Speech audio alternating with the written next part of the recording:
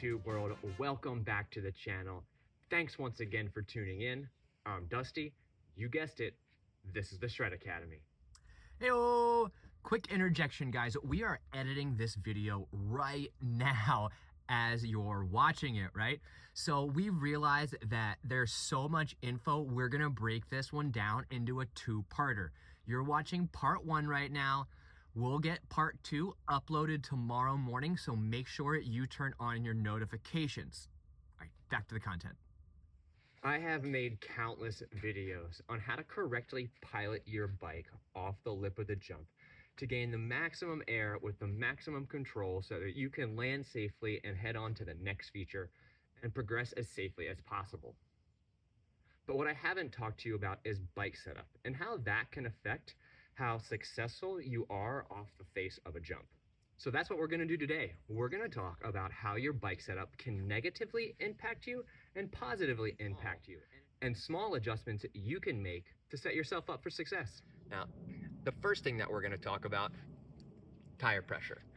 Now, a lot of us like to lower our tire pressure because it adds a little bit of dampening and definitely helps add a little bit of traction. Now, too low of a tire pressure can really affect how your body and bike travel up the lip of the jump. To show you what I mean, let's go to our first slow motion breakdown where I'm gonna go off the lip of the jump with 22 pounds in the front and 23 in the back. So let's get to letting this air out.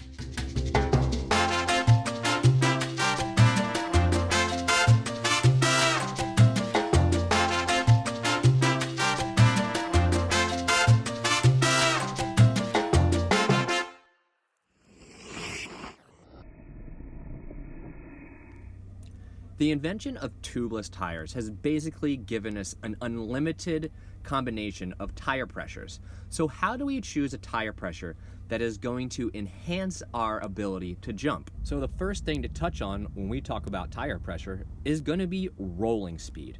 Now, what affects your rolling speed? Rolling speed is affected by the surface area of your tire on the ground. The larger the surface area, the more friction, the less rolling speed. As you travel down the trail and then up the face of the jump, there's a lot of forces at play, and you're putting a lot of pressure down into the face of the jump through your pedals, then through your tires.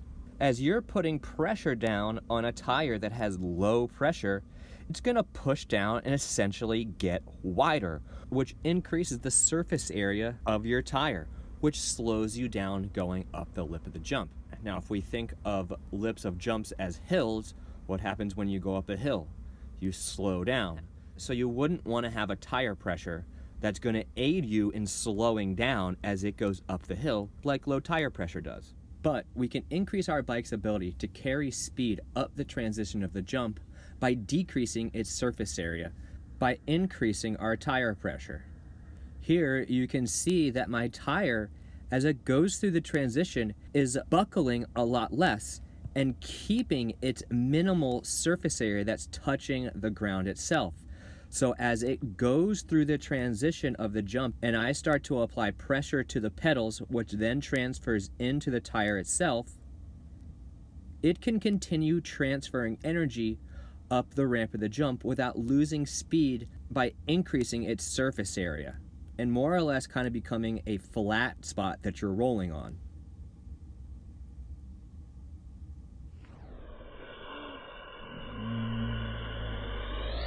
Another thing low tire pressure can cause is instability off of the lip.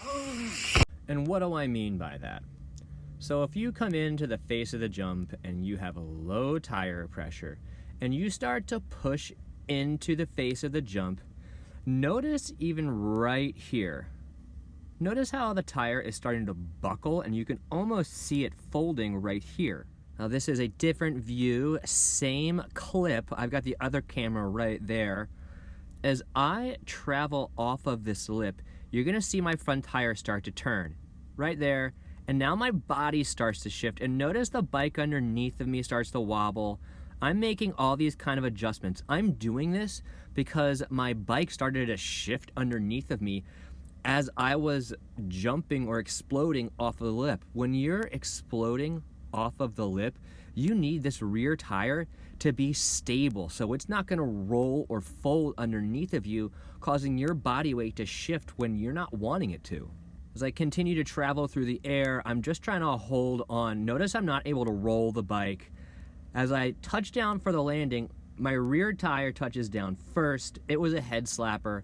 Now, I want to show you guys this in full speed right now, and you're going to hear me go, whoa, as I land.